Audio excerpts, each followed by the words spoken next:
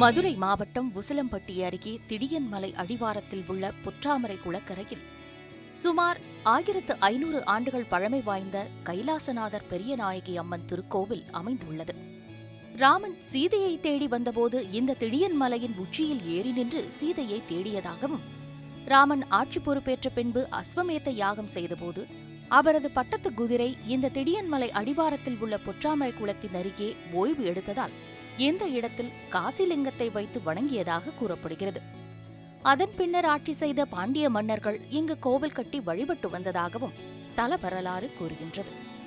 இத்தலத்தில் விநாயகர் முக்கூருணி விநாயகர் என்ற திருநாமத்திலும், மூலவராக கைலாசநாதர் லிங்க வடிவிலும், உற்சவராக நடராஜரும், அம்பிகையாக பெரியநாயகி அம்மனும், திடியன்மலையின் உச்சியில் தங்கமலை ராமனும் அருங்காட்சி அளிக்கும் தலமாக உள்ளது.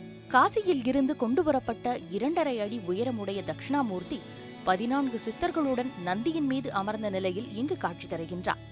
மிகவும் அபூர்வமான அனைத்து நட்சத்திரங்களும் பொருந்தக்கூடிய 5 மரங்களின் ஒன்றான நெய்கொட்டான் மரத்தினை ஸ்தல விருட்சமாக இந்த திருத்தலம் கொண்டுள்ளது. மேலும் திருவண்ணாமலையில் கிரிவலம் செல்ல இயலாதவர்கள் திடியன்மலையினை சுற்றி பெற திருவண்ணாமலையில் எம்பெருமானை வணங்கிய பலன் அடையலாம் என்பதால் இத்தலம் தென் திருவண்ணாமலை என்றும் அழைக்கப்படுகிறது. திருவண்ணாமலையில் தீபம் ஏற்றுவது போல தங்கமலை ராமன் கோவிலிலும் மகாதீபம் ஏற்றி பக்தர்கள் வழிபாடு நடத்தி வருகின்றனர். பௌர்ணமி தினத்தில் கிரிவலம், கார்த்திகையில் மகாதீபம், சிவராத்திரி, தைப்பூசம், குரு பெயர்ச்சி தினங்களில் சிறப்பு பூஜைகளும் செய்யப்படுகின்றன.